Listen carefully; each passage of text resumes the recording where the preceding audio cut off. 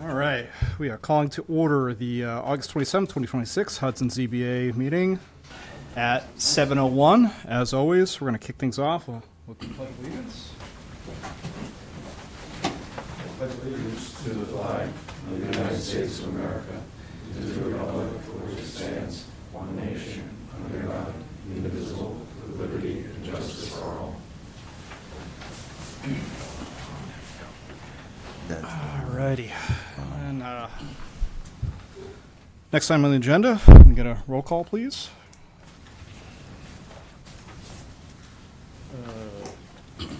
Dean Scotty, Hey, he's absent. Timothy Lanfear, Here, present. Todd Boyer, Present. myself, Zachary McDonough, present, Brendan Sullivan, Here. present, Tristan Dion, Present. Ben Witham Graddert, Here. Zen Vergaropoulos, He is also excused. and Kristen Patnod. He is attending remotely. Complete. Alrighty. And since we are short members, we need a full five. We'll be seating Mr. Sullivan and Ms. McDonough, so we have a full board. Just give you a second to write that down. All right. You ready to go? Can you please read in the first case? So, first case on the docket is old business. This is case 173-033. Robert B. Thompson and Maria Stratakis, 53 Dairy Street. They have requested a withdrawal of their ongoing hearing at this time. Mr. Boyer? Make a motion to approve withdrawal. Second it. We have a second. To approve it. Is this just an all in favor? So it would be To to accept- accept accept the their- withdrawal request. Yeah, Yeah. accept it. Yes. We have a second. This one's just an all in favor. Yes, this is Yep. all in favor. All in favor? Aye. Any opposed? Seeing none, the ayes have it. 5-0.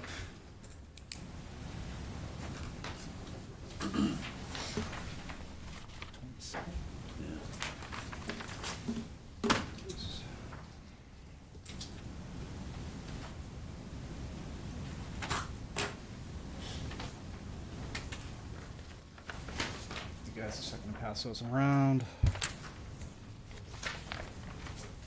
I'll give you a second to catch up. I'm going to be doing paperwork for Max. Yep. So let Zach catch up. We'll give him a moment.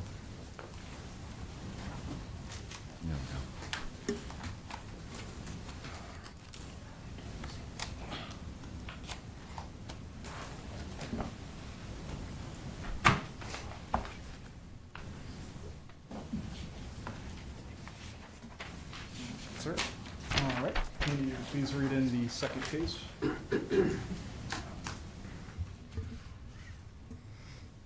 If I can pick up the paperwork.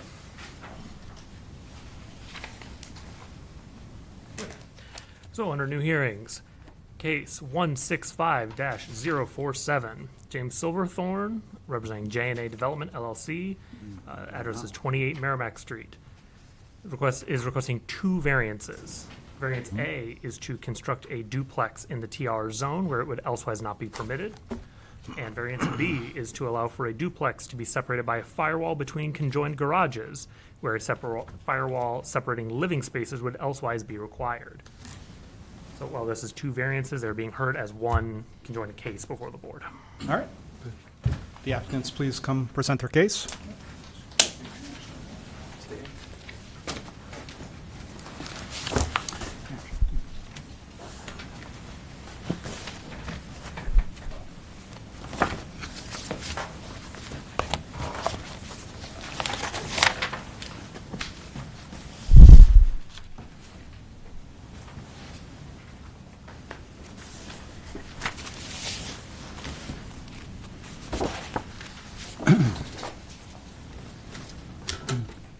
Good evening, Mr. Chairman and members of the board. My name is Brad Westgate. I'm a lawyer in Nashua with Wells, White & Fontaine, and I'm representing J&A Development LLC, or owner and applicant for these two cases. I'll present them together as the board would prefer, I believe. Yes. Thank you, Mr. Chairman.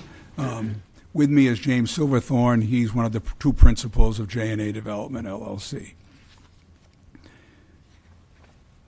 So the two cases before you tonight, Mr. Chairman, one is, as was mentioned, is to seek a permission to build a duplex on a single lot in a TR zone, and the second is to allow the duplex to be joined and conjoined, if you will, at the garage level rather than at the habitable space level. I was going to pass out some information, if I may, Mr. Chairman. It's not as daunting as it looks. Yes.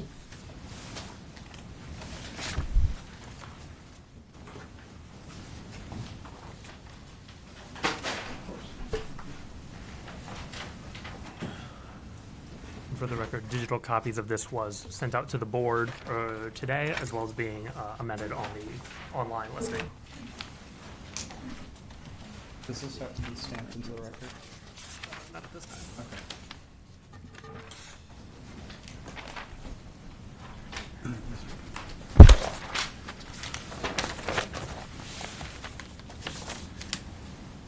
So I'll discuss what I passed out as I go through, Mr. Chairman. What I thought, maybe if I could give a bit of background, describe the proposal, and then talk about the criteria, the 5 criteria of the granting of a variance. And try to do that as succinctly as I possibly can. So what I first handed out was an extract from the GIS map, and this tries to show you the area on Merrimack Street. So if you take a look at that first sheet that's handed out, in red is 28 Merrimack Street. Merrimack Street's to the north of the red lot. You see the rest of the lots along Merrimack Street. Based on the assessor's database, I noted 4 duplexes that are already existing on Merrimack Street. You can see them if you go left to right: 31 Merrimack Street, 29 Merrimack Street, 13, and then 18 on the other side. That's according to what the assessor's records indicate. So as mentioned, the property is, of course, in the TI district, and as you know, the TI district requires 10,000 square foot minimum lot size and does not allow duplexes by right. It allows single-family homes by right, but not duplexes. This property is about 0.56 acres, just about 24,500 square feet. So it's about 2.5 times the size of the minimum lot size required in the TR district. On the property is a single-family home. It's vacant. It's in very poor condition. Frankly, it's uninhabitable and really should be razed. The TR district has other minimum dimensional requirements, of course, a 90-foot frontage and 90-foot lot width requirement, and minimum setback requirements of 20 feet on the front and 10 feet on each side. So we have a lot here that's got 2.5 times more than 2.5 times the frontage requirement, about 2.5 times the area requirement. But the critical and unique aspect of this property, besides it being larger than virtually all but most of the properties in the area, is the fact that it's subject to a deed restriction that prohibits subdivision. So if you go into the packet that I handed out, and in the original application, one of these 2 deeds was already submitted. But if you go about 4 pages into the packet, it's the start of 2 deeds that are in the chain of title. The deed that, as best I can tell, established the no subdivision requirement is that from the town of Hudson to Robert and Sylvia Miller back in 1995, and I highlighted in yellow that restriction. That deed to the Millers was actually only of 4 of these 10 old camp lots that make up this entire property. But when the Millers purchased it, they agreed by accepting that deed that they wouldn't subdivide their entire property, which was that 24,500 square feet, or 10 of the camp lots. The camp lots were about 25 by almost 100 when you measure it out. The deed into J&A Development is a couple pages beyond that, and it carries the same restriction. J&A Development only purchased this property about 3+ weeks ago, actually did the closing on it. So If the deed restriction didn't exist, this would be a perfect candidate to be subdivided into 2 lots and 2 single-family homes built on it. No variances of any sort would be needed. If that was the case, you'd have 2 lots that were, if equally subdivided, a bit over 12,000 square feet. They'd each have about 125 feet of frontage, so well in excess of the frontage and lot requirement minimums. But with the covenant, with this restriction, they can't be subdivided. So what the applicant would like to do is replicate the same density that the 2 single-family homes would allow if this was a subdividable lot, by constructing the duplex, so that you have a density that's no greater than what would otherwise be allowed had the subdivision been able to be performed. You saw in the application packet some of the elevation plans and floor plans for the proposed duplex. It contemplates that the units be connected at the garages. There's some reason and sort of logic for this. A couple basic points are it increases privacy. So if you have the garages as the connecting points, obviously the habitable space is separated by those, and there's a privacy and noise calming factor that can exist from that approach. The other fundamental benefit that comes from that approach is you only need 1 curb cut, so you don't need separate curb cuts for the driveway. If you take a look at the large 11 by 17 sheet that I handed out to you, which Ben has nicely put up on the screen already as well, you'll see that the proposed location of the duplex is in the center of the property. So our hope would be that if the variances are granted, the commitment would be to build a duplex substantially in this location as depicted on the plan. The original plot plan that was submitted with the application had the location of duplex further to the west, that is on the riverside a little more, but it became obvious that centering it was the more sensible way to go. Centering it gives equal side yards. Again, it makes that a nice centered curb cut and really balances the lot better. So this plan would replace the one that was submitted with the application. The property can be served by ordinary utilities, including town sewer, but not town water. It would have its own on-site well. The existing structure, which is, again, in very poor condition and even just, it's more than an eyesore, obviously would be demolished. And the goal would be to create a duplex that is compatible with the neighborhood. And again, as noted, there are already 4 duplexes, all on smaller lots than what's proposed here. If I may, Mr. Chairman, address the 5 criteria for the granting of a variance. Yes, Thank you. please. So the first criteria, as the board is well aware, is that the granting of a variance not be contrary to the public interest. And we would respectfully note that it wouldn't be contrary to the public interest to allow a variance for a 2-family home, a duplex home, on this oversized lot in the TI district, when first, it's nearly 2.5 times the minimum lot size requirement.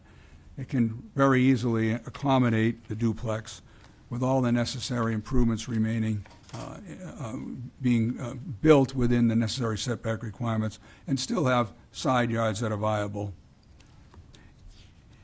And also, it helps facilitate the removal of the existing dwelling, which again is in more than just poor condition. It's also worth noting, as Mr. Silverthorne has advised me, that the lot is big enough that the construction activities, including parking of the the subcontractors who come to the site, can all happen on the lot. So it's going to be a construction situation that's not burdening Merrimack Street. It's also worth noting that, of course, behind there is a subdivision already in process. Road has been cut in, some foundations built. So this wouldn't be an isolated sort of one-off construction activity in a neighborhood that's not otherwise being in the process of further development. Frankly, if everything goes well, this will be done before that subdivision was fully completed. Second criteria is that the proposed use would observe the spirit of the ordinance, and we would respectfully submit that it does. If you get a sense of the spirit of the ordinance by looking at the zoning ordinance's purposes, they include conserving property values, preventing overcrowding of land, and preserving and enhancing quality of life. We would submit that by 2 units on an oversized lot that would otherwise meet the density requirements does not overcrowd land, so it's consistent with that. Property values are conserved by having good new modern development built in an existing neighborhood, especially when a dilapidated house is taken away. The TR district itself has some specific purposes which include the recognition of smaller lots, noting their nature, but wanting to continue their vitality and viability as a smaller lots neighborhood. And again, there are 4 duplexes from town records on this street. So with all that combined, I think the spirit of the ordinance is appropriately observed. The third criteria is substantial justice be done by granting the variance.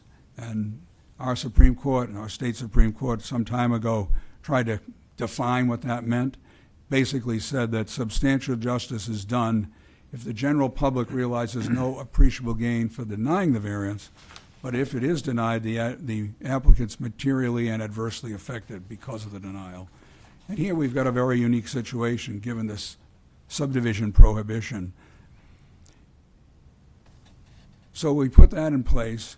We sort of recognize what's proposed, again, 2 units with density that would not be exceeding that if the lot was subdividable. And simple goal to build the duplex in accordance with the design that's noted, substantially pursuant to that design and located as generally speaking in the plot plan I've handed out.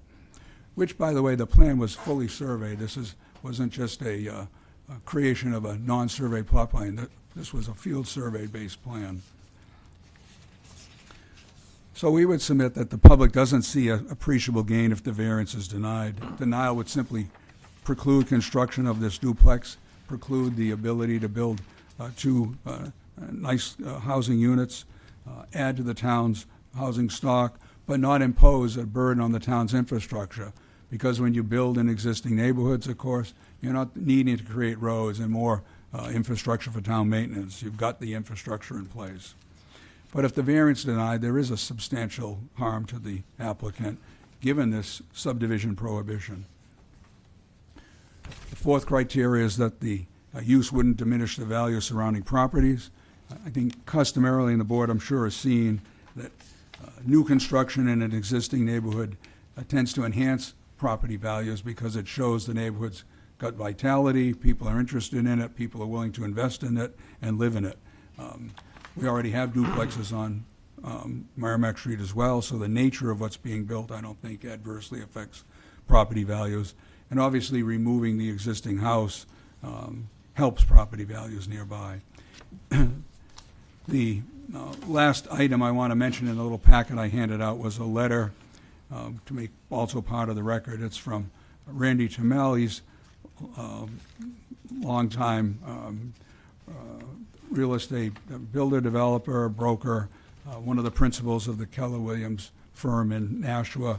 He's written a letter to the board effectively concluding that after reviewing the applications, seeing the property going to the neighborhood, understanding this neighborhood very well, that he doesn't believe that there's an adverse effect on property values if the variances are granted, and thinks that the project makes sense for this neighborhood in that context. The last criteria is is the determination of whether there's an unnecessary hardship. So in this case, you well know the analysis.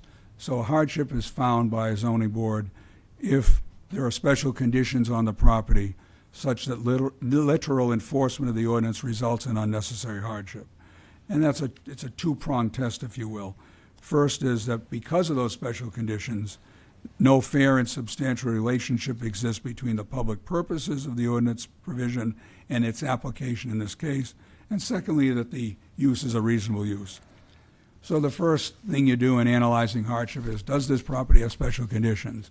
And if it does, you look at the context of those special conditions against the ordinance's purposes.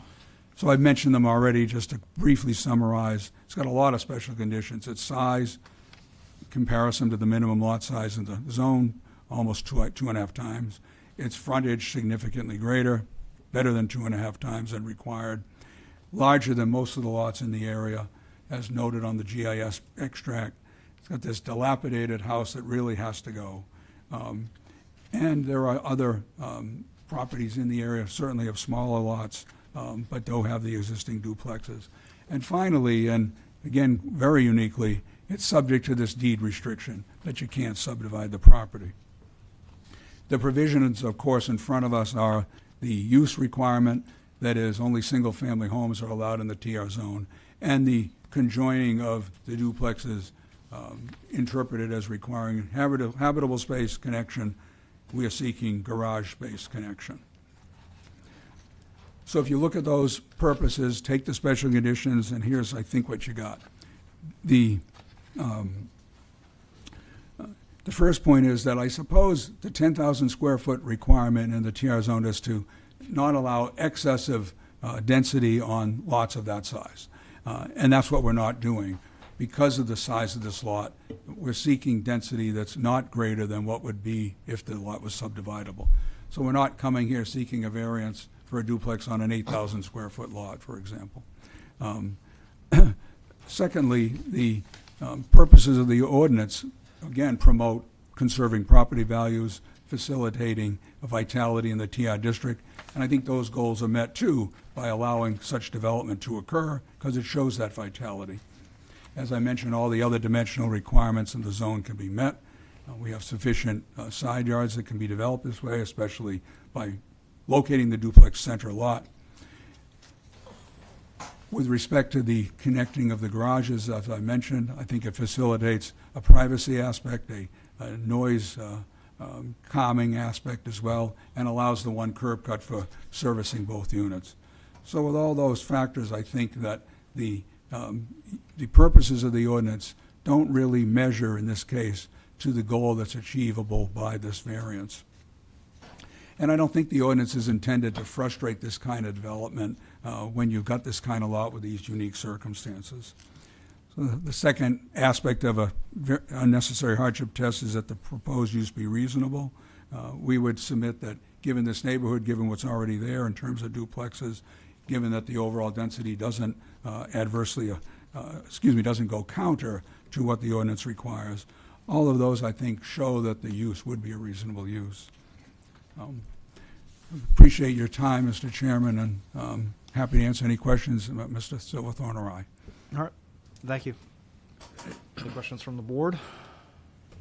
Yes, I got one too. Let's laugh here. So is this going to be like a rental, or is it going to be like you're going to sell it as Gonna sell condos? it, yeah. You're just renting it out? No, we're gonna sell them. Or you're going to sell the Yeah. two sides of it? For Okay. the record, that's James Silverthorne. Yeah. speaking. All right. Could you please state your name and address? James Silverthorne, 28 Mansfield Drive. Thank you. Okay. So, seeing that you just purchased this property like 3 weeks ago, you did your closing. So, part of the hardship I see, like on the deed, you knew ahead of time you couldn't subdivide it, so your only way is to go into a zone that, say, doesn't allow duplexes and try to put a duplex, to basically get two houses on a one lot as well, where you can't subdivide it still. Yeah. Correct? And James, he's certainly aware of the restriction bought of the it. deed. We saw half of the deed, yes. You saw the deed before you We bought saw the the one property. page of the deed, there's multiple pages on that deed that we didn't see until after. So you didn't see that part when you purchased? I saw the subdivision, yeah, you couldn't subdivide. You could yes, I subdivide, saw that, okay, yes, all correct. right. Yeah, That's my two questions. We're not coming here seeking a sort of mistaken knowledge factor. It's really, if I may, it's really based on the nature of the lot and the best way to achieve what would be otherwise permitted if subdividable. Mr. Boyer? So when I look at this quitclaim deed, it appears as though the town of Hudson, put this deed restriction on and by the previous owner accepting it, the lots were combined and they were not subdividable? Is that how you read this deed? It is, and I've given that a fair amount of thought, if I may, Mr. Chairman. I don't know whether previous deeds in the chain of title behind the deed, before 1995, had a similar requirement. I tried to find that out, but that's such a significant search. I did not spot anything like that. So I'm assuming that the town imposed it in that 1995 deed that you mentioned. It's puzzling to me why. Because the TR district existed. The 10,000 square foot lots were in place. But it was put there. And so I've also tried to give thought to how can it go away? That's a complicated kind of question. A planning board, a zoning board doesn't have authority, for example, to undo that kind of restriction. It's at least at a board of selectmen level. Is it at a town meeting level, conceivably? Who knows? And even at what level it's done, how would the marketplace accept it? In other words, would title insurance companies insure property depending upon how the restriction may go away? It's a significant task to sort of figure out. And again, puzzling to me why it existed in the first place. Okay, Ms. Moore?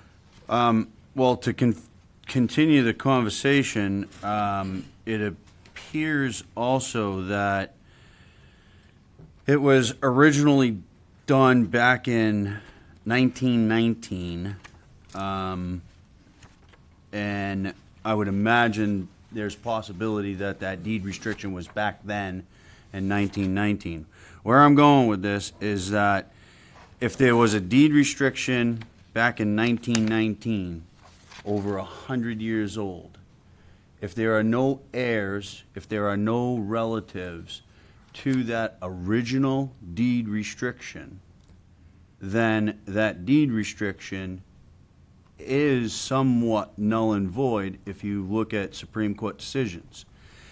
So then I say to myself, okay, if that's the case, can the Board of Selectmen from the town of Hudson take that information and remove this deed restriction from this piece of property?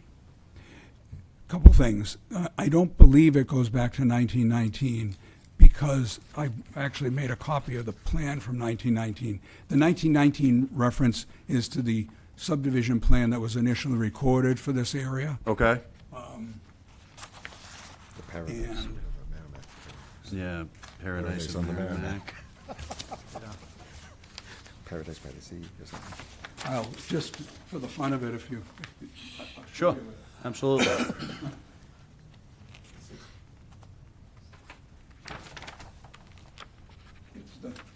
It's the classic camp lots plan. Yeah.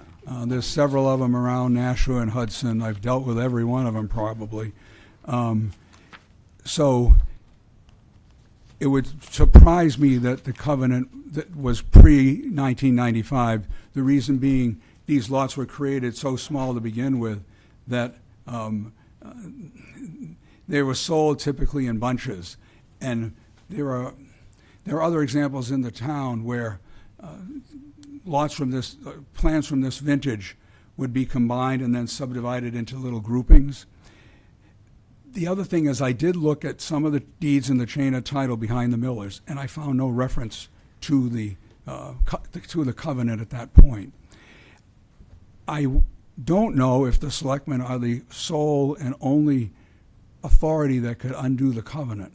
That would take probably searching to prove out there weren't any prior covenants, which I think would have to be done because of the point you raised. Getting town attorneys' input on whether the selectmen have authority on their own, and then running that whole thing by a title insurance company, because if it's not insurable as separate lots, it becomes an academic exercise because no one could invest. So those are somewhat daunting tasks, and gave that some thought before coming here tonight. So that's the way I've tried to think it through. Okay? Yeah. If I may. Yeah, something, Mr. Grader? I wanted to jump in as well. On the staff side, we also did research on the title, and it matches exactly as Mr. Westgate said. The 1919 established it. The 1995 is when the earliest we could find showing this restriction. And I wanted to note that 1994 was the year that we did the large rezoning that created Hudson's modern zones as they exist today. So the TR zone had been around for a year roughly when this was done. I was not personally able to find minutes from then as to the discussion as to why or when this happened for the restriction itself. But I will note, generally speaking, removal of deed restrictions is very, very challenging. If you can't get an heir or someone within that chain of family to do it, it usually has to go to a judge, and you need a judgment from the court to get it done, and you generally need a very, very good reason to do so. That's why so many you see are actually written with expiry dates on them. But this one, as far as I could find, and Mr. Wesker, you're welcome to confirm, I was not able to find any sort of expiration date clause in any of the deeds I could find. They frighten title insurance companies. I guess that's the best way for me to put it. Yes. I'm good for right now. Any other questions from the board? Ms. Lampier? Yeah, so these other duplexes that you found in the area, it might come back to you as well. I know you found there's 4 other ones there. How long ago were they, like, established then? Were they put back, like, before this rules changed in 2026, isn't it? We did this year? Which For rules? TR, no duplexes or something? Was that No, that 20 rule's been around for 20? a while. Okay, so it was a while ago we did that one for the duplexes. I thought I read something different. So these might have been done previous to that. Potential. I don't recall off the top of my head when Okay. the duplexes were removed from the TR, but it's been a significant amount of time. It's not been only a year or two. So say it's been 10 years, these duplexes could have been there for 20 years. Or 10 years or something. So there could be, If I may, Mr. Chairman, my mention of the other duplexes was just to give a sense that the street has duplexes already. And I bet they do go back a decent period of time, would be my guess. Seeing construction dates, just checking our GIS, Rough about, 1987, 1988. yeah, so there's, right I believe before that's the our correct one. zoning of duplexes.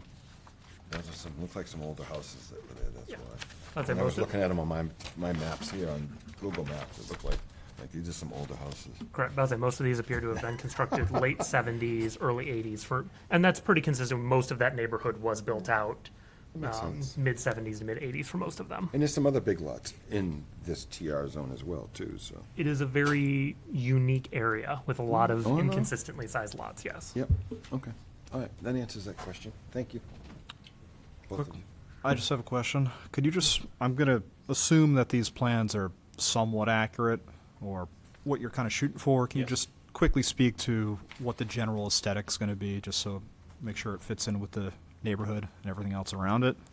I'm sorry, I'm sorry, Mr. Chairman, I didn't quite hear you at the end. Could you just speak to what the general aesthetics are going to be for what's going to be proposed? Construction-wise, you mean? Yes. Let me let James do that, if I may. They're just a basic 3-bedroom, 2-bath, 2-story with a garage. Okay. Just trying to make sure that whatever's going to be built isn't going to be garish or not in keeping with the rest of the Yeah, neighborhood. we're trying to stay in the, match the houses in the neighborhood. For Okay. the most part, not stand out, yeah. Any other questions from the board? I think the only other question I have is just to confirm that it's this originally, or this would have been, I think, 5 separate lots theoretically, Yeah. Originally, it would have been 10 See- lots, or 10 lots. 10 25-foot lots, yeah. Okay. As that plan would, that old plan depicts, yeah. Oh, so they were essentially camp houses. Okay. Yeah, or camp lots, they were, Okay. All right. I won't go into the little histories of these I've heard, but some of them were promotions with stores and you name it. It was not necessarily in this one, but in other ones in the area. You bought an appliance, you might be given a lot. It's that sort of thing, seriously. All right, cool. Thank you so much, Mr. Chairman. Thank you, guys. If you guys could please return back to the audience so we can open up to public.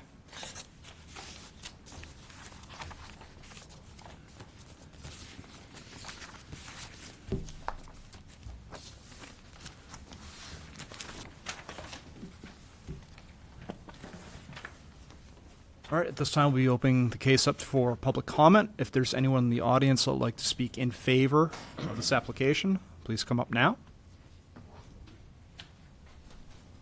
When you come up, please speak your name and address. Thank you, Mr. Chairman. My name is Scott Slattery. I live at 27 Merrimack Street, so I live right across the street. I am here tonight to speak in favor. I think this is a good use for the property. As Mr. Westgate has indicated, the property that exists there now, I've known the woman that's lived there for the last 12 years since I've been there. I'm glad that she's found a new place to go, and I'm looking forward to a new piece of property being built on that. So I think the board should grant both variances. I like the idea. I've seen the pictures online of when you were asking about aesthetics. I like the way that it looks. And I'm going to be the one sitting on the porch looking at it every day. So, thank you. All right, just a quick question for you. Do you have any concerns with change of the neighborhood aesthetic or anything that type with this being going from a single family to a duplex? None whatsoever. All right, thank you. Any other questions from the board? No. All right, thank you, sir. Thank you. Anyone else like to speak in favor of? Please speak your name and address, please. Hello, my name is Ed Welsh. I live at 38 Campbell Street, so right around the corner. I think it's a fantastic use. The house has been an eyesore for years. I have to go past it every time I go to my house. I think it would be, like I said, it's great for two families to move into Hudson. The area behind where Jack Atkinson used to live, they're building 10 new homes there, so the neighborhood has already kind of changed. But this is more in line with the way the neighborhood already is. So I think it would be great. There used to be trees behind it, where you would see a field. Now it's kind of all open, so I think it would be great to have, more houses in there, And the neighborhood is actually becoming more family-oriented. The older people are moving out and younger people are moving in, so would love it. All right, thanks, sir. Any questions on the board? Thank you. Thank you, sir. Anyone else in the audience like to speak for the application? All right, seeing none, is there anyone in the audience that would like to speak neutrally or against this application? Nope, still seeing none. At this time, if the applicants would like to come back up to speak any other words or answer any further questions. No, we appreciate your time, Mr. Chairman. Happy to answer any other questions that the board may have. Any further questions from the board? I don't have any at this time. All right, seeing none, we have nothing for you. Thank you. Thank At you this- very much. All right, at this time, we're going to be closing public comment. The matter will now be before the board for deliberation.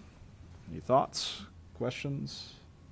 Specifically for variance A. Yes, so this is specifically for variance, for the first part of the duplex itself.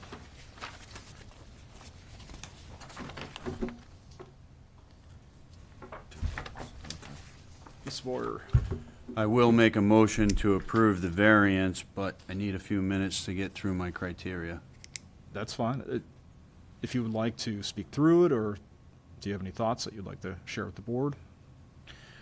Well, it's not going to be contrary to the public interest because it's still going to be single-family style homes, given the design criteria that the applicant is using with putting the garages in the middle and each house having its own area, its own side yard, its own backyard.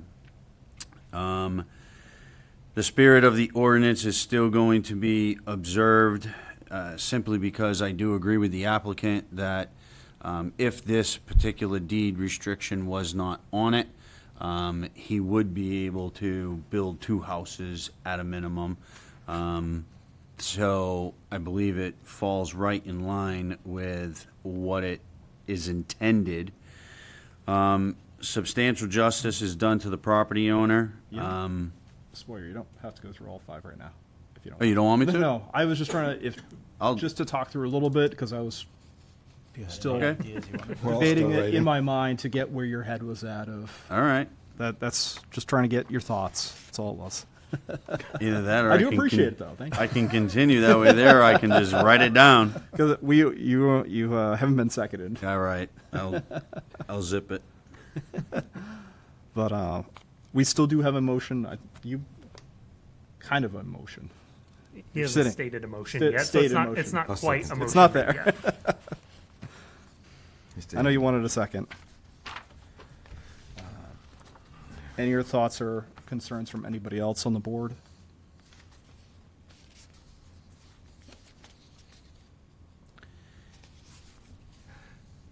I think after hearing the people, the neighborhood seems to want it. They seem to like it. It's not really part of our zoning ordinance, but it's better than what's there. I mean, if you look at that house, I mean, I'm looking at the gentleman that came over that was across the street on his nice porch. He's gonna be able to look at these 2 nice houses I'm looking at on my screen, so I get where he's coming from.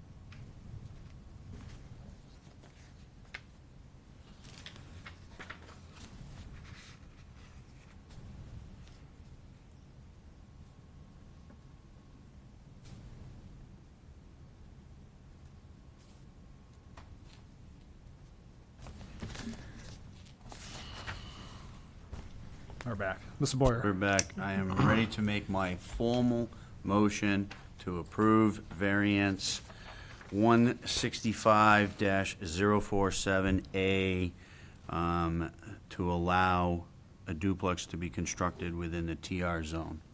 And I'll second it. We have a second on the floor by Mr. Lampier. Could you please speak to your motion, Mr. Boyer? So, granting the variance, it will not be contrary to public interest. We have 2 members of the public that have spoke in favor of it. They want it. And it will also continue to look like single-family homes, given the aesthetics that the applicant is willing to design it with. Number two, observing the spirit of the ordinance will be observed because, again, the design of the duplex is going to create two essential single-family homes, which, if there was no deed restriction, the applicant could subdivide the land and have two single-family homes. Substantial justice would be done to the property owner. I believe it will. I am a firm believer that anytime we can give a property owner the right to use their land in which they choose, that is substantial justice. Property values will not be diminished by this. We have a letter in our packet from a realtor developer stating as such that it will not. And literal enforcement of this ordinance would be an unnecessary hardship to the applicant. Again, the unique characteristics of this lot with 250 feet of frontage, nobody really knowing where the deed restriction came from, members of the public not having any issue with deed restrictions. I believe that if we were to enforce the ordinance literally, it would be an unnecessary hardship to the applicant. So I do believe that it is a reasonable use, and I move to grant. All right, thank you. Can you speak for a second? Mr. Lanfear? Sure. Number one, granting the requested variance will not contradict to the public interest.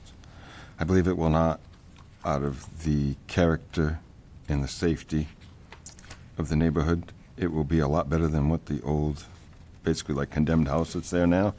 So it'll actually be better for the people as well. Number two, proposed use will observe the spirit of the ordinance. It will be in spirit of the ordinance due to it will be in a design like, as in Mr. Boyer said, like two houses. It'll be an improvement to the area, and it will not threaten the public in any way as well. And number three, substantial justice would be done to the property owner. Because of the deed restrictions, he would be, if he didn't have those, he'd be able to build the two houses, no problem in the TR district. But it's too hard to remove those restrictions that were put on in 1995 about, we are estimating. And number four, the proposed use will not diminish values for the surrounding area. Number five, as Mr. Boyer said, this would be a hardship if we did push the ordinance onto him. If we held the ordinance, it would be more of a hardship on him. And the proposed use he's trying to do is definitely a reasonable one due to the design he's doing. So my motion is to grant. All right, thank you. You're welcome. Can you please call the roll? Mr. Boyer, Grant. Grant, Mr. Lanfear, To grant. myself, Zachary McDonough. I vote to grant, and reading through the criteria for number one, this will help the public, will not create any public nuisance or public health or safety issues, and it does not otherwise injure public rights. To number two, this will observe the spirit of the ordinance, since the ordinance intends to control density and not overcrowd areas. As this is a unique parcel of land that is oversized in comparison, it does not go against the spirit of the ordinance. To number three, substantial justice would be done to the owner, as the restrictions on the deed prohibit them from using the land in a reasonable manner or subdividing it to be more in line with the other parcels of land in the neighborhood. So for that reason, allowing a duplex would create substantial justice. To number four, this will not diminish values in the area. If anything, it's been noted on several occasions that the existing property is in disrepair and could currently be lowering property values in the area. Building a new property would increase value, and it's also shown to be in support by the neighbors, who typically don't want their properties to go down. To number five, This ordinance was established to, again, limit density of the property and to maintain value of the other parcels of land. Sorry, my own writing. This property is unique that it is larger than the others and has a restriction on it not allowing it to be subdivided, which creates an unnecessary hardship on the owner. And there's no reasonable enforcement of this that doesn't create a hardship on the owner. And again, the proposed use is a reasonable one. It's an oversized lot. It has a substantial amount of land compared to the other parcels, and this duplex would still be in spirit of the zoning. For that reason, I vote to grant.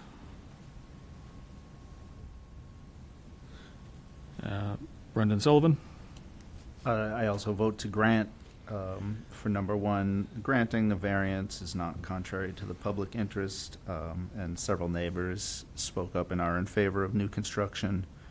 For number two, granting will enhance the character of the neighborhood and bring new life to the area. For number three, there is no harm to the general public or other individuals, and several spoke up in favor of it. For number four, variance will not diminish values of the surrounding properties. And for number five, the ordinance as written does bring hardship to the contractor, and the new construction does not harm the general public, and is a reasonable use. So for those reasons, I vote to grant. And Mr. Dion? I also vote to grant. For point one, the public obviously has come out widely in favor for who has come out for this application.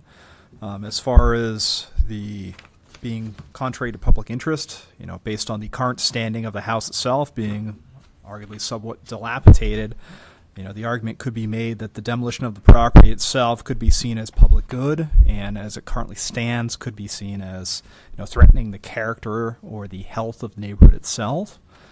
For point two, as far as observing the spirit of the ordinance, I think the spirit of the ordinance is mostly centered around overcrowding. This lot is larger than the surrounding lots itself, and typically, if there wasn't a deed restriction on this lot, I'm sure the owner or the new owner probably would have just gone ahead with subdividing as is, but the deed itself doesn't allow them to. As far as point three goes, substantial justice being granted to the owner, and not being outweighed by public harm or things like that. I don't see any harm being brought to the public by this being made into a new subdivided lot or a new lot like this. As far as part four goes, diminishing the property values, I would argue that this is probably going to increase the property values based on the current house that's there and based on the subject matter expert that's put his statement in there. The assumption can be made that, he agrees with this, that it would be increasing the property values. Point five, the literal enforcement of the ordinance itself, resulting in unnecessary hardship. I think we've all said the same thing, where the deed restriction itself is creating essentially that unnecessary hardship on the land itself and preventing them from essentially standard usage of the property itself. Especially looking at the lot size, it is significantly larger than everything else around it. And is not really normal or consistent with the rest of the neighborhood. By having more houses or more housing within the neighborhood, a little more tightly packed in there, more families in there, I would honestly argue that that would be more consistent with what the neighborhood makeup is supposed to be. And then for the subpoint for that being reasonable, yes, it's entirely reasonable. With that, I move to grant. With that, the motion carries 5-0. And then we have the second. Yes. You want to handle B separately, correct? So, per rules, they have to be technically two hearings. While we heard kind of the primary bulk of the argument all as one kind of general case, technically you still open a public hearing, allow comment. Yep. Then it gets back before the board for a second. So you cannot just jump right into making the next motion. So, All right. Can you please read in the second half of yes. this? Thank So variance B is to allow for the duplex to be separated by a firewall between conjoined garages, where a firewall separating living spaces would elsewise be required. The applicants please come up to speak to this case. Excuse me. Thank you, Mr. Chairman, again. For the record, Brad Westgate, lawyer with Wells, White and Fontaine in Nashua, 29 Factory Street. If I may, Mr. Chairman, may I suggest that for this hearing you incorporate our presentation and testimony into the record of this hearing, as opposed to me repeating much of what I said, but that's up to the board. Is there any objections from the board? I have no objections. Don't either. Nope. You're free to. Just at minimally, please go through the 5 factors. Yes, absolutely, and I was prepared to do it and thought that would be the way to go.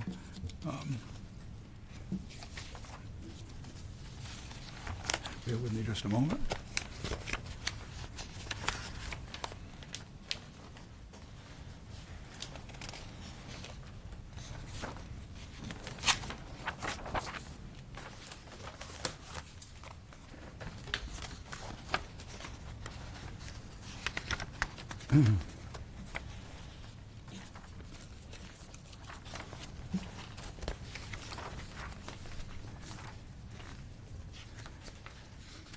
Excuse me, Mr. Chairman, I also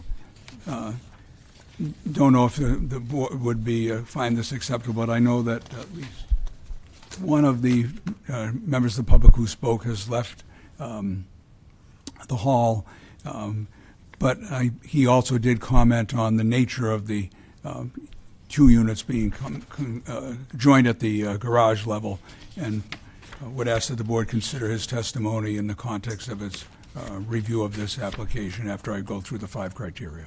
Okay, thank you. So you try to be as brief as possible. So the first criteria is that a variance not be contrary to the public interest. We would respectfully submit that to enable this design to occur, which the board has now granted the variance to allow the duplex to fully complement this project, following this design is the way to go. As Mr. Boyer had noted much more eloquently than I did, the sense of the 2 units gives that sort of single-family context, and that is what's the permitted use in the zone, because there are duplexes in the area, but the overall feel of this property with, again, just having one driveway, allowing privacy, but having that sort of separation, I think fits the public interest. The spirit of the ordinance is observed, we think, for similar reasons. Again, the spirit of the ordinance contemplates vitality in the district, enhancing the quality of life and property values. Those are all achieved by this approach and in a consistent way with the TR District's goals.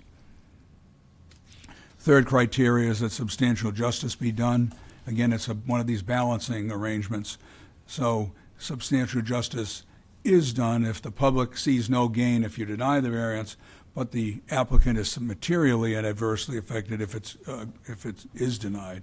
And in this case, since the idea of a duplex in this lot, given its size, recognizing the uniqueness of the restriction against subdivision, putting those 2 factors together and then noting that we can achieve that same density, have a one curb cut arrangement, have good side yards, does allow substantial justice, because the public sees no benefit in the denial of that, especially in the light of the comments that the board made on the first hearing. Property values aren't adversely affected. Mr. Trammell's letter addressed both the idea of the duplex generally and also the notion of the duplex units being joined at the garage. His testimony, I think, supports the idea that property values aren't adversely affected.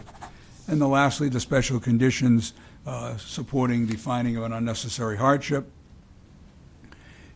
The special conditions we've noted already: size, location, duplexes in the area, significant frontage, the dilapidated house that really needs to go, and the uniqueness of the deed restriction. Put those special conditions together, let this design occur as opposed to a different duplex design. We achieve that, that result. We find that prohibiting it by requiring the habitable space to connect as opposed to the garages changes that design, takes us away from the sort of two separate single-family look that we noted, and Mr. Slattery himself was happy to be hoping to see. We think that supports the finding of hardship, and again, their use being reasonable. I think that's given that you've already made the finding that a duplex generically is a reasonable use. Appreciate your time, Mr. Chairman. Happy to answer any questions. All right, thank you. Any questions from the board? All right, seeing none, thank you.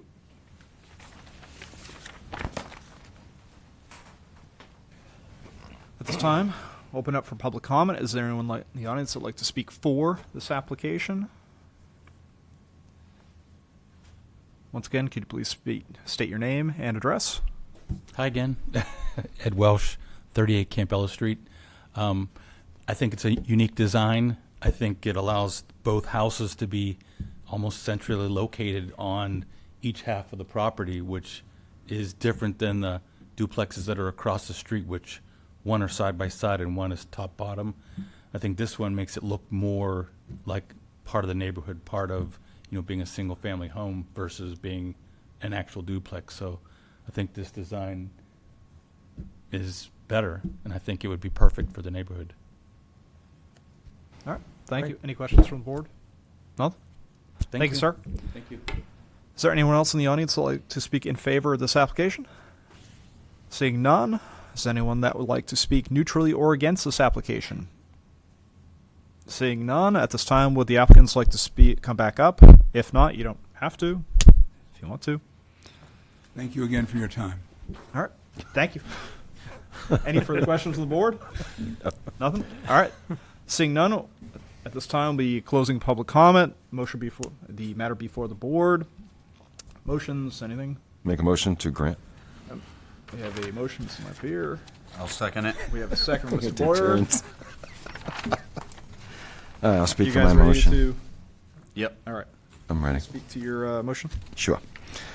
Number one, granting the requested variance will not contradict to the public interest due to the design of the duplex with the garages separating the two units. It will not threaten the public health or safety or any way, so I believe that's the best way to put the firewalls is in between that. Number two, the proposed use will observe the spirit of the ordinance. Well, the firewalls on the conjoining garages is a common practice. I guess it's used in the building industry. And it will not harm the public or health or safety in any way, so I think we'll be all right there. Number three, substantial justice will be done to the property owner. Substantial justice will be done to the property owner by granting this variance, since we just got done granting the variance to build a duplex, so it will not harm the general public as well. The proposed use will not diminish the values by this variance.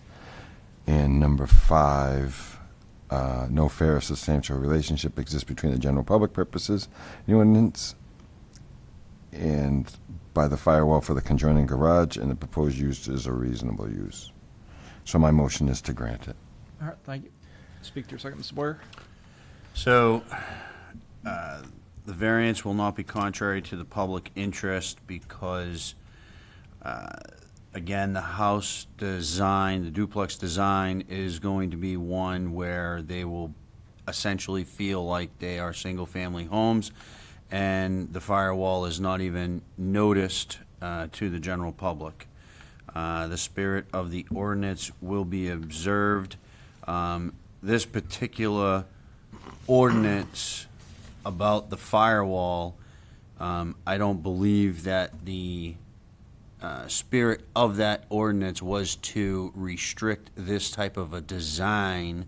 So I don't feel as though the applicant should be held to the standards that, you know, the ordinance reads a certain way.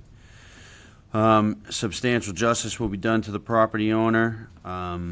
Again, if the property owner is allowed to build something that he wants to build, then I believe that that is substantial justice. We do have the letter in the packet in regards to property values, and it does state the firewall in it. And the design criteria So I believe that we don't have to worry about diminished values. And if we were to literally enforce the ordinance of the firewall location, it would adversely affect what the neighbors want, and it would adversely affect what the property owner wants. So if we enforce it literally, it's an unnecessary hardship. So therefore, the use is a reasonable one, and I move to grant. All right, thank you, Mr. Boyer. Can you please call the vote? Mr. Boyer, To grant. Mr. Lanfear, To grant. myself, Zachary McDonough, to grant, speaking to the criteria. Granting this creates no issue to the general public or against the implicit purpose of the ordinance.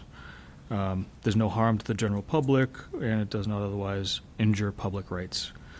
To number 2, this does observe the spirit of the ordinance, which is to maintain density and spacious area to the parcels of land, and because this variance would allow the duplex to appear more like single-family housing, it's in line with the ordinance.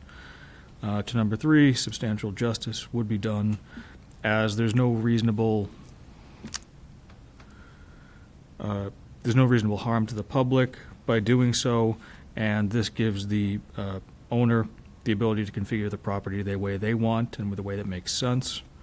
To number 4, this will not diminish property values. They are replacing existing property that's in disrepair, and the way they're configuring the property with the conjoined garage walls looks more like a traditional single family, and as a result is more in line with the character of the neighborhood. To number 5, there's no substantial relationship between the general purpose of the ordinance, which is living spaces conjoined, and the specific application here. It appears that the specific ordinance for duplexes and conjoined living space was done in a simplistic manner without thinking about possible deviations in the future. As a result, it creates an unnecessary hardship and does not allow the owner to use their land as they see fit. And the proposed use is reasonable. It increases privacy between the duplex, the people who live in the duplex, and makes the aesthetics match the otherwise single-family houses in the neighborhood. For that, I vote to grant.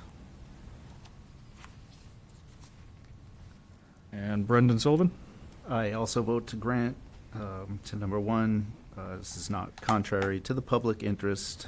Neighbors are in favor of the new construction. For number 2, the proposal does not conflict with the spirit of the ordinance and does not threaten the public in any way. For number 3, granting the variance is in the best interest of the property owner, neighbors, and the town of Hudson. Number 4, the proposal does not diminish the value of the surrounding properties. And for number 5, the enforcement of the ordinance does harm the landowner, and as the neighbors said, them as well, they're in favor of it. And the proposal is reasonable, so for those reasons, I vote to grant. And Mr. Dion? I also vote to grant. For point 1, I feel as though with this variance, it's simply a configuration thing that we're talking about. It's one that the public at large would be entirely blind to. They're not really ever going to notice that a variance had been granted on the property itself. There's no difference in placement of the superstructure or anything like that. For point 2, as far as conflicting with the explicit or implicit purpose of the ordinance itself, I think that this application of the ordinance is a little too rigid or aggressive for what's proposed or what wants to be done with this house. And I think that the applicant's proposal of what they want to build does not frustrate the ordinance really in any way, shape, or form. If anything, I think that this is a better use of the property itself when you want to build structures of this type. I think it makes more sense in the sense that you end up with only one driveway, one curb cut. It's a quieter property itself for the owners that are living there. I think, if anything, it seems as though the ordinance should have been written this way. It's a little odd that, that they want the houses at large stuck together versus the garages. But that's where we're at. For point 3, as far as harm to the general public, there's going to be no harm to the general public that I can foresee for something like this. Point 4, diminishing values of surrounding properties. I don't see the garages being attached, diminishing property values. If anything, it might increase because there's less curb cuts. It makes the neighborhood seem a little nicer, more green space, more open, things like that. It might actually increase property values. Who knows? For point 5, as far as the unnecessary hardship, this I think ties back to the first thing that we went through, dealing with the deed on the property itself. I think that's really the only reason why we're going with this type of building style is because of that deed. I think typically you would have subdivided the property and had it single-family homes, but that's where we're at. And because of that fact that this is really the best way to build it, I think that that is what the unnecessary hardship is the fact that you're stuck with what you have, all right? You're really limited on what you can do with this property that's much larger than its surrounding neighborhoods. And I think this is a great solution. For the second point on that, with it being reasonable, I think that this is entirely reasonable. By having the garages stuck together is more privacy for the people that are living within the property itself. So with that, I vote to grant. So with that, the motion carries 5-0. Congratulations. Thank you for your time. Please be aware of the 30-day appeal period for anybody that may feel aggrieved by this decisions that have been made. Thank you, members of the board. All right, thank you. So I've got stack of paperwork that I've been supporting. Okay. You guys want a second to get paperwork on? I was gonna say, do you want to take a quick 5-minute recess? Yeah. I mean, I'm good, but. Okay. Do you need a Use the bathroom. Okay. We're going to be taking a 5-minute recess. We're going to be resuming at 8:17. All right, we are resuming. Calling back to order the August 27, 2026 Hudson ZBA meeting at 8:19. This time, could you please read in the next case? Yes. So, next case on the agenda is case 143-011. Gary Francoeur, owner and principal of 23 Landholding LLC, is requesting a variance at 84 Barrett's Hill Road to allow for a proposed duplex to be separated by a firewall between conjoined garages, where a firewall separating living spaces would elsewise be required. All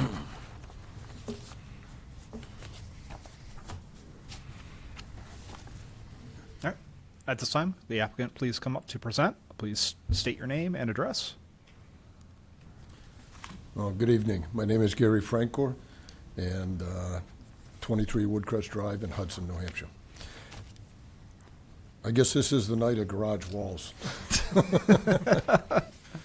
But this has been going on for a while. And I'm sure the board's been aware, because some of the cases and stuff that has come forth with Hudson, we had built in the other ends of towns. We used to put the garages together, and then I think somewhere around 2019, Hudson changed that. At that time, I had talked to Bruce Buttrick. He was reading it one way and allowed Manny Sousa to put garages together, and then somebody brought up that they weren't part of the dwelling unit, and they couldn't do that anymore. So that's, I think, how we ended up where we are today. But so I think you guys pretty much today have heard everything about the garage firewall. The only thing we're asking is that we can make the firewall as in the garage between the two units instead of the dwelling units having the firewall. I've submitted a plan of the building, what it would look like,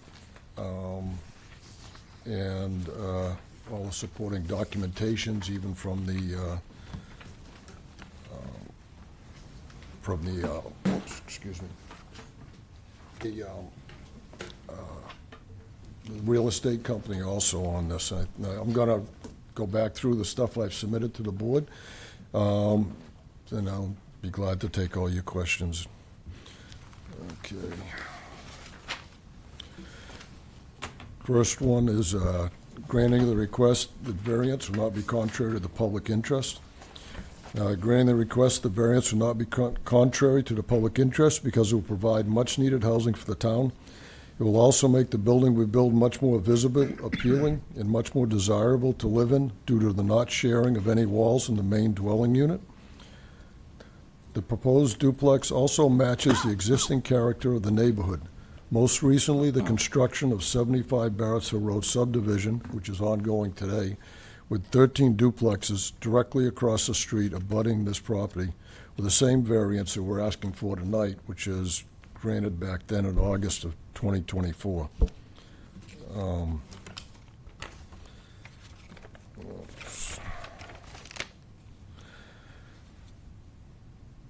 This proposal doesn't conflict with the purpose of the zoning ordinance, which is to protect and maintain compatible land use. We get two properties right across from us, 13 buildings. That is exactly the way with what we're proposing here tonight. The firewall between the garages, it increases the safety issues of both homes because now the firewall is in the garage instead of in the abutting units, which gives the fire department more time to react, and you have more safety and more distance between the properties. Number two, the proposed use will observe the spirit of the ordinance because the building will be in similar character to the others in the area and blend right in with the style being developed across the street at 75 Barretts Hill Road. The aesthetics of the neighborhood will be maintained with duplexes across from all of our road frontage, including Tiger Road and Barretts Hill Road. The proposed use is still residential and in line with current allowed use. The firewall is still present between the units, just now we're proposing it to be in the garage. Number three, substantial justice would be done to the property owner by granting the variance because there is extremely similar design and variance approved for the property across from us at 75 Barretts Hill Road on August 22nd, 2024. It would be unjust not to allow us to build a similar design. The proposed building faces the same residential design with garages separated between the dwelling units. The current statute is currently over-restrictive, allowing only one design with just the units being together without the garages being between them. Number four, the proposed use will not diminish the value of the surrounding properties because it will be of similar design to the style in existing homes in the area. As a new development at 75 Barretts Hill Road, this style design offers the one we are proposing offers almost a one-level living and is more expensive to build. The building would be sitting on 5.889 acres, which is much larger than the neighboring properties. A comparative market analysis for similar properties in the area has been performed by Berkshire Hathaway and is attached. The building will not diminish the value of the surrounding community. I'm going to move on. I think you guys have heard most of this tonight, if that's okay with Mr. Chairman, with you. Yes. Five, special condition exists that little enforcement of the ordinance results in unnecessary hardship. It does not serve the purpose of the restriction in a fair and reasonable way because a similar design was already approved across at 75 Barretts Hill Road. If we must build a different design, it would be less valuable. Not only less valuable than the requested design in general, but also less valuable than the competition, causing unnecessary hardship. This proposed design is the most desired and allows for the most privacy of the occupants and the least chance of conflict between occupants. The current zoning is overly restrictive and only allows one style. The firewall will still be used, but will be placed between the two garages. Denying the variance would impose a disproportionate hardship, one that is not offset by any corresponding benefit to the public or neighboring properties. The variance request is simply to permit a center garage layout with a firewall. This provides a safer home than shared dwelling unit walls, provides a quieter living environment for the home occupants, and is aesthetically pleasing. The special conditions of the property cause the proposed use to be reasonable because it will match buildings in the area. It will also allow the building to be more visually attractive as well as overall more desirable layout to live in. I think I covered all your criteria, Mr. Chairman. Try to speed it up as much as I can. I think you've heard this I do appreciate it. couple Thank of you. times. And I have my engineer here, Mike Granger, if anybody's got any technical questions, and I think that's it. Any questions from the board? Not at this time. No? We have nothing? Thank you, sir. Thank you. All right, at this time, we'll be opening up to public comment. Is there anyone in the audience that would like to speak for this application? In favor of? Seeing none, is there anyone in the audience that would like to speak neutrally or against this application? Please come up. State your name and address, please. Sure. Thank you, Chairman. Thank you, board members. My name is Dan Hall, and I live at 9 Hilltop Drive. That'd be approximately northwest of said properties. I lived in Hudson. I've lived in Hudson. I've lived there since 1997. Put both my kids through school systems there, the whole gamut. Back then, most of the houses in Hudson were all single family. Everything on Hilltop Drive to the left of that said property were all single family. The gentleman behind me just talked about and referenced always the property across the street, which has duplexes, 13 units. From a lot of people's standpoint, they dislike that. It's sort of a cancer in the neighborhood. And so he's sort of saying that because that was allowed, I mean, I get it, zoning, it was allowed, because that cancerous area was allowed, duplexes should continue in his location as well. But that's really not what I'm here for in front of you. What I'm here in front of you is that as an abutter, this is the first time that I got notice of anything about that said property. And I'm a little bit bewildered about this because I would have thought I would have gotten some type of notification about a building plan or something before this variance. And so I'm really at a loss in terms of,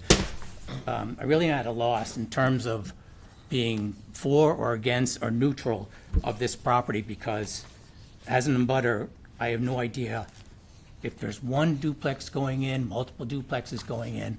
I have no notification on a building plan.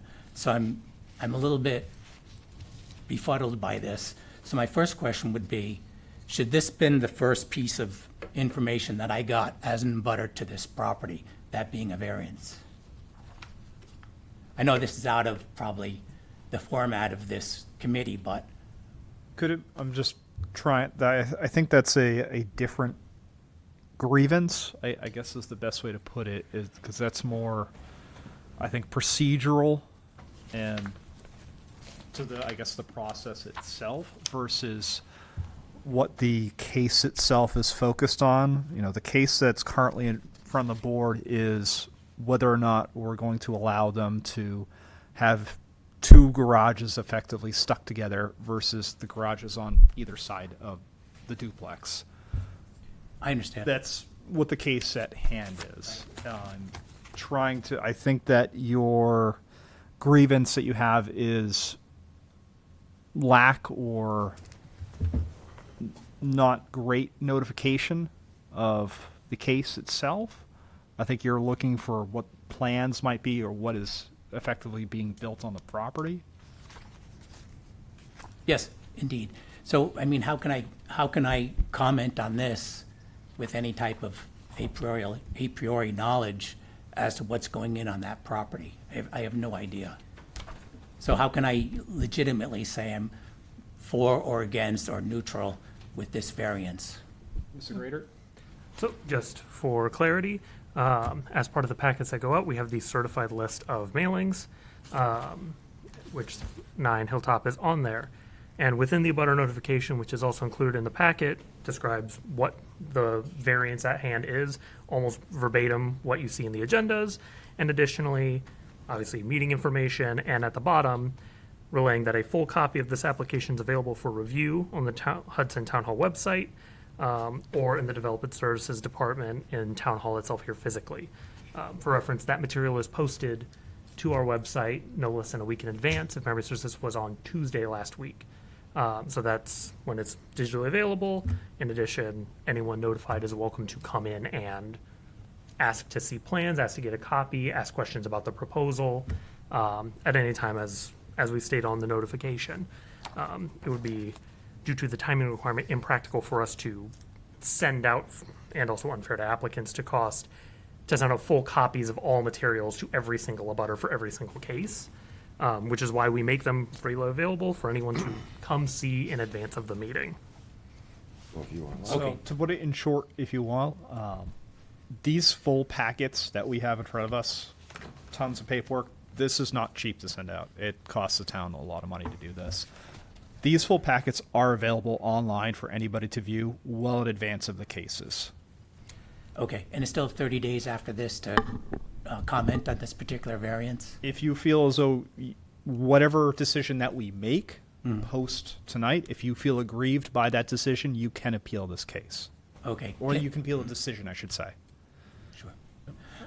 Can I ask the builder something? I'm just curious if there's just a single duplex going up on this 5.8 acres, or? You can ask us.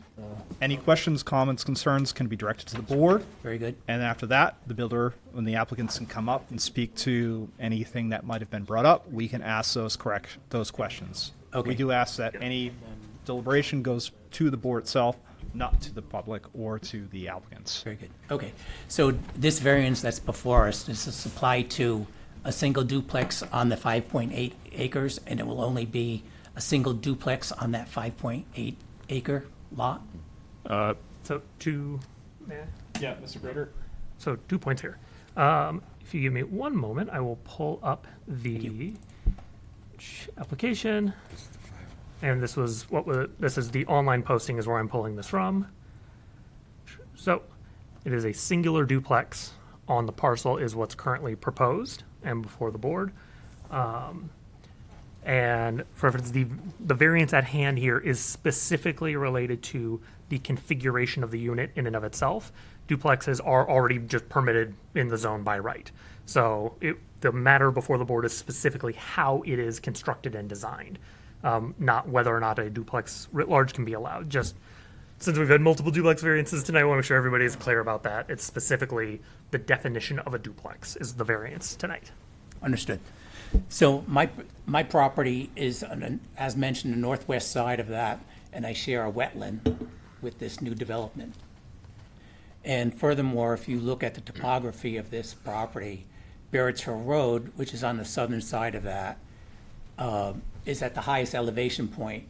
So any water drains down to create that wetland on the northern-west side of that area, creating that wetland that's shared by my property.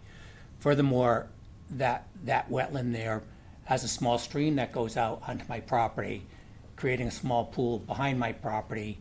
And so my question there, the reason for me telling you that is that my question is, I see the building there basically on the southwest side of the property.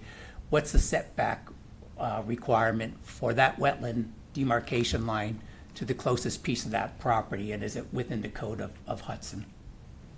Am I making myself clear, the question? It's a wetland, Yes.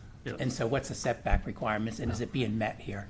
Yes, if I may. On the plan, Thank you. and this is done by Keach Nordstrom, right here we can see the 50-foot wetland buffer as being shown. So per Town of Hudson, in residential projects, a 50-foot requirement is present. For commercial developments, it's 75. So in this case, as we can see from the dashed line, the wetland buffer is already been delineated here, and it is well away from that, as is the proposed septic, proposed well, et cetera. Okay, thank you. So the 50-foot demarcation line is that dotted line that's basically Yes. in the middle of the wetland demarcation in the back building? So it is this dashed line. Yeah, Apologies, I can't really highlight on here.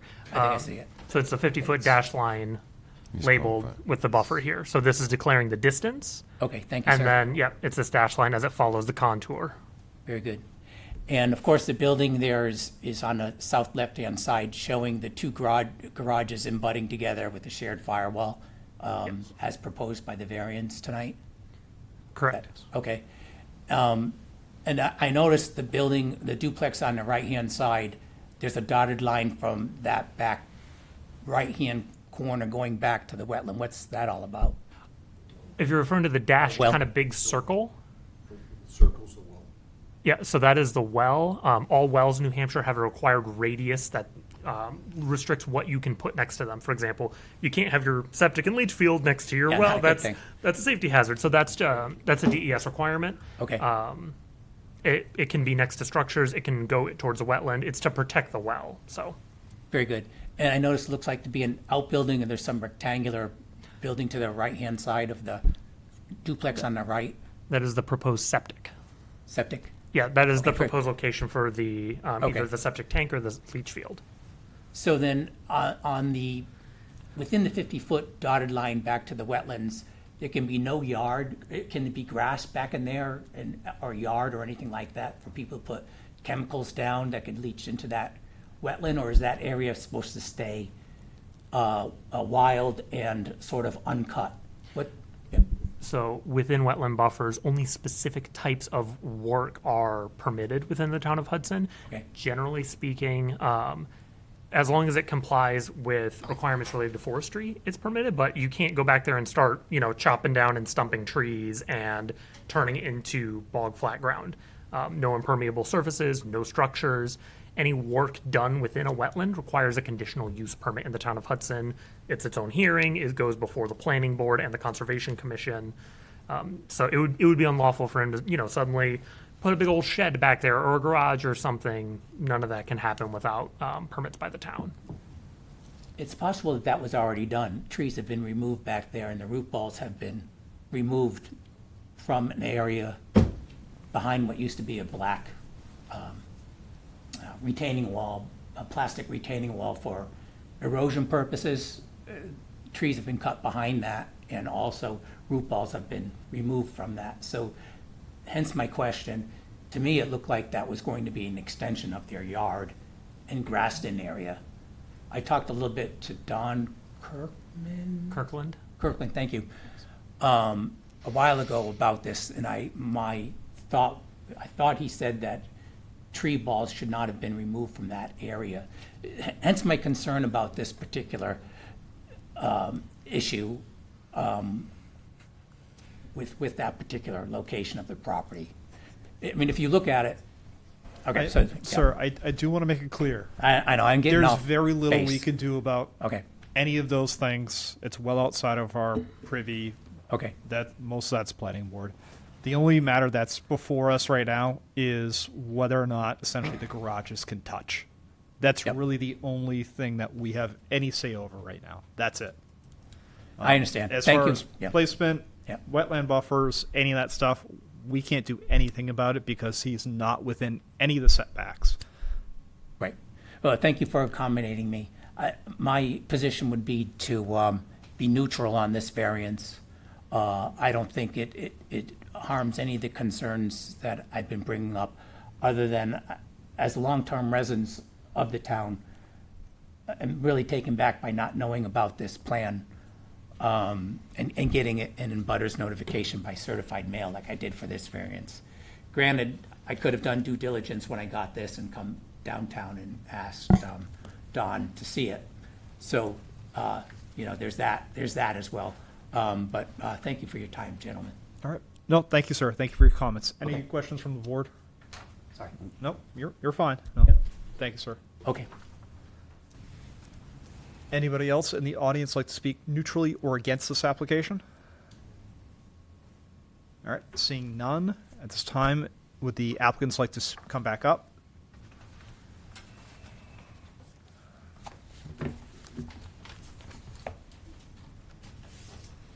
Thank you, Mr. Chairman.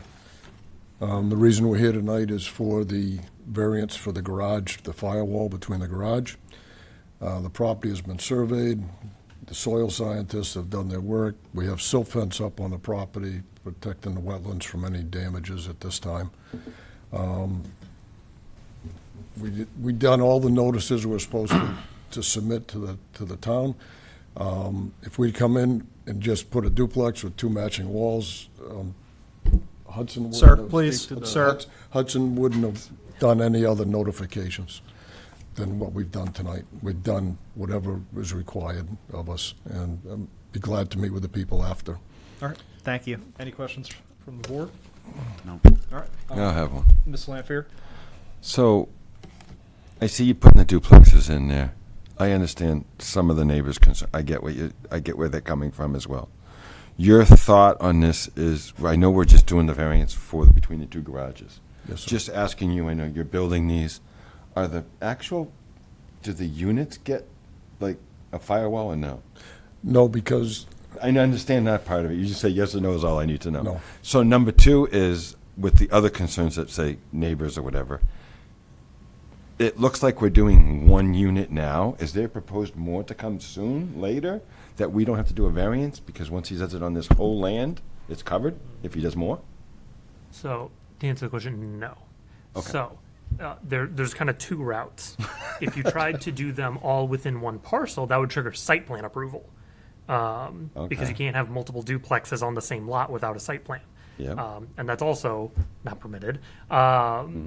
But if you did a subdivision, the kind of, One at a time? yeah, that one variance does not transfer to all it stays with the parent lot. That does not inherently go to every other lot possibly cut off of a parcel. Okay. In this instance, so if he cut this out and then had the rest abutting Tiger Road as a separate parcel, that's its own separate parcel now.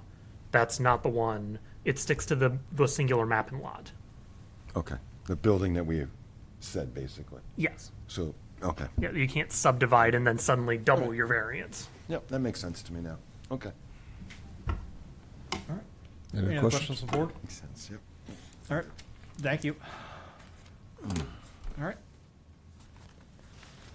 At this time, we close public comment. Matter will be before the board for deliberation, questions, thoughts. Mr. Lampier, I'm gonna make a motion to grant it. we have a motion to grant. Do we have a second? Second. We have a second. Mr. Boyer, can you please speak to your motion, Mr. Lampier? Sure. Number one, granting the requested variance will not contrary to the public interest. With the design of the duplex, with the no touching of living space walls, and the way our, was it rules or ordinance is written? Ordinance. Ordinance is written, because the old traditional way was to have the two living spaces together and garages, say at the end, you had to have that center, had to be firewalled. So due to that, it's not going to threaten the public or hurt any safety as well. Number two, proposed use will observe the spirit of the ordinance.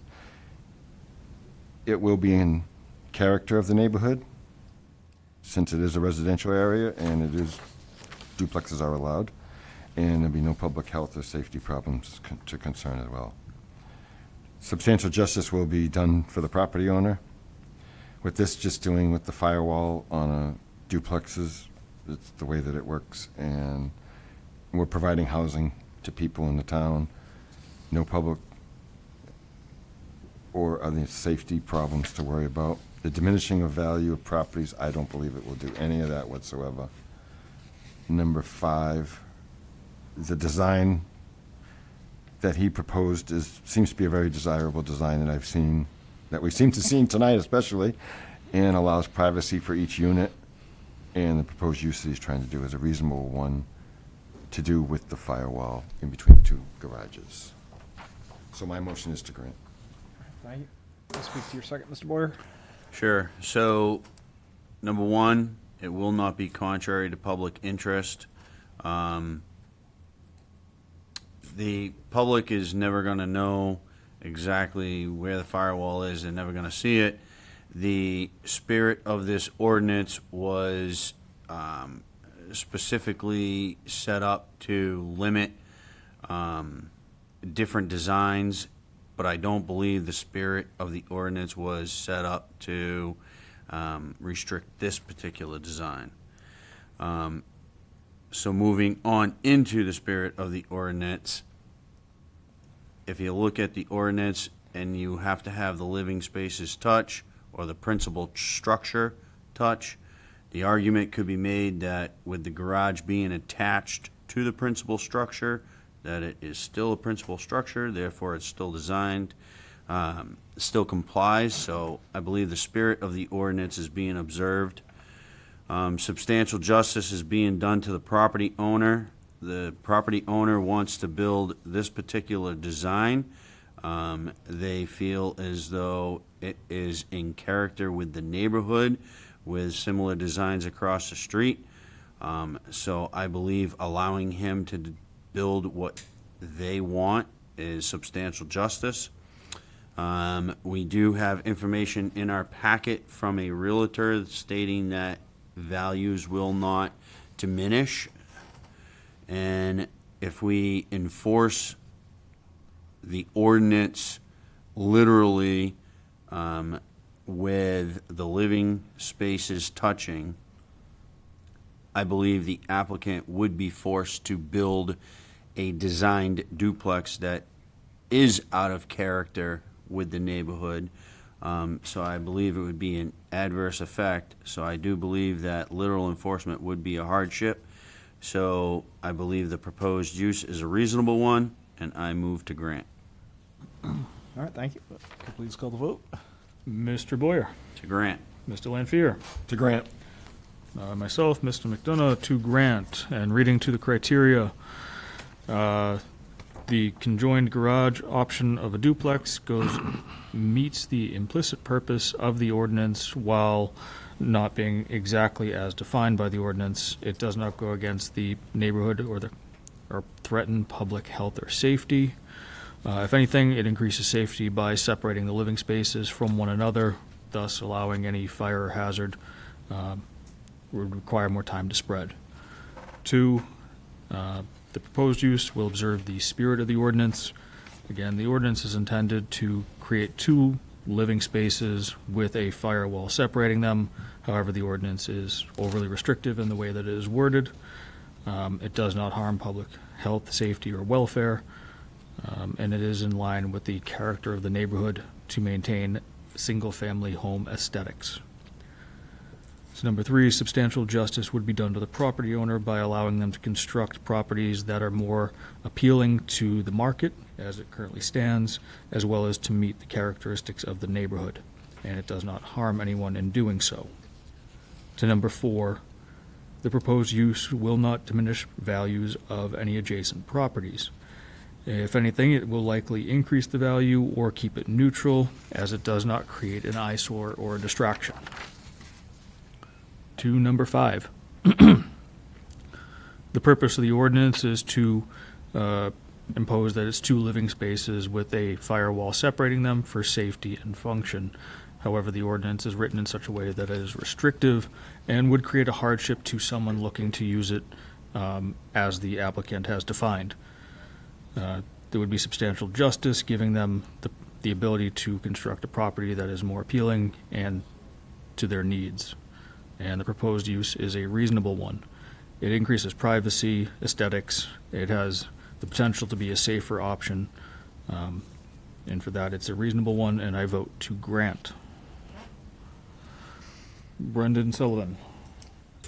I also vote to grant. For number 1, the variance is not contrary to to public interest. To number 2, the proposal does not alter the character of the neighborhood, and I cannot read what I wrote, or health and safety concerns. Number 3, benefits to the property owner outweigh any harm to the general public or neighborhood. To number 4, proposal will not diminish property values of the surrounding area. Number 5, proposal does not affect the relationship between the property owner and the general public. Enforcement would cause unnecessary hardship. And yes, this is a reasonable proposal. For those reasons, I vote to grant. And Mr. Dion. I vote to grant. 4.1, as far as implicit or explicit purpose of the ordinance, I think that the public will be entirely blind to the variance itself. They're not going to be able to tell the fact that the variance itself is the connection of the garages. I also think that the variance will not be frustrating to the ordinance as written. I think, the proposed structure will still be considered one structure, joining at the garage. As far as point 2 goes, of conflicting with explicit or implicit ordinance and threatening public health or safety, the property itself is still going to be constructed as a duplex. It's simply changing where that join is going to be made, and that's going to be at the garage itself. I think if anything, this would be increasing safety as stated by the applicant itself, due to the fact that there's less connections between the entire structure itself. There's less, I think, flammable material, if anything, by only having the garage itself connected versus the two homes themselves. And then I think the other thing too is, the public itself has something to gain by having more green space around the house itself. I think it's more aesthetically pleasing. For point 3, for substantial justice by the property owner, I don't see any safety issues being threatened by the public by having this ordinance granted. As far point 2 or point 4, diminishing the property values, there's going to be no diminishing of property value by this configuration of the house. Then for point 5, the unnecessary hardship. The unnecessary hardship, actually, I wouldn't say it's on the property itself. I think it's actually the ordinance that we have is the unnecessary hardship. I think that it's overly restricted in this fashion, and doesn't take into account this building type or this home type that I think is widely common across Hudson. I think it's a building design that's honestly more favorable to having a single home aesthetic. And I think that's what the actual unnecessary hardship actually is it's really the ordinance itself. It's not really the property. It's the ordinance inflicting it on the property. And I do think it's entirely reasonable for its use. So for that, I vote to grant. With that, the motion carries 5-0. Congratulations. Thank you guys for coming in. Please take note of the 30-day time period for anybody that may feel aggrieved by the decision. They can appeal it. All right. Give you guys a few seconds to pass those in. Thank you. Thank you, guys.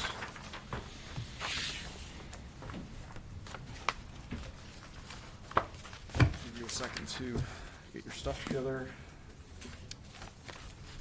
So you don't need to wait on me for All minutes. right, so the next item on the agenda is the review of minutes from 7/23/2026. Any comments, concerns, any issues? Motion to grant. We have a motion to grant. We have a second? Second. Second. All in favor? Aye. I abstain. I was not there, so we have 4 in favor, 1 abstain. And then next on them is other business. Do we have other business? None for this meeting. All right, cool. And who's going to do the thing? We got nothing else on the agenda. Motion to adjourn. We have a motion. beat me to it. I second that. Second by Mrs. Sullivan. All in favor? Aye. Opposed? Seeing none, ayes have it. Call to close the August 27, 2026 Hudson ZBA meeting at 8:54. Motion.